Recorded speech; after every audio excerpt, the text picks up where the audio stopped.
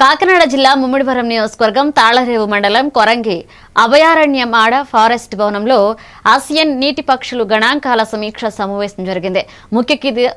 ముఖ్య అతిథిగా కాకినాడ జిల్లా అటవీ శాఖ అధికారి Ramachandrarao, doctor Satyaselvam, K Mrutyunjayarao, SSR Varaprasad పాల్గొన్నారు. ఇక జిల్లాలో 12 ప్రదేశాల్లో నీటి పక్షులు, విదేశీ వలస పక్షులు జీవన శైలి తెలుసుకునేందుకు పక్షుల ప్రేమికులు మొదటి రోజు సమీక్ష సమావేశం జరిగింది.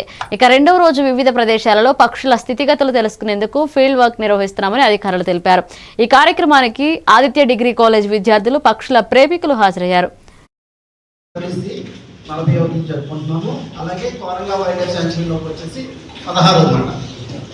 జరుపుకోవడం చాలా ముఖ్య ఉద్దేశం ఏంటంటే ఎక్కడైతే హెల్దీ ఫారెస్ట్ ఉందో, ఎక్కడైతే హెల్దీ వెట్లాండ్స్ ఉన్నాయో అక్కడ కన్జర్వేషన్ చేయవలసిన బాధ్యత, ఏ బర్డ్స్ వస్తాయో, ఏ ప్లాంట్స్ ఉన్నాయో అవి కూడా కన్జర్వేషన్ చేయవలసిన బాధ్యత మన అందరిపైన ఉంది. I am also coordinating under Dr. Satya Selvam at the AWC at the national level. Hello, this is my team. I'm from Dr. Satya, and I'm from Point Cali, PhD.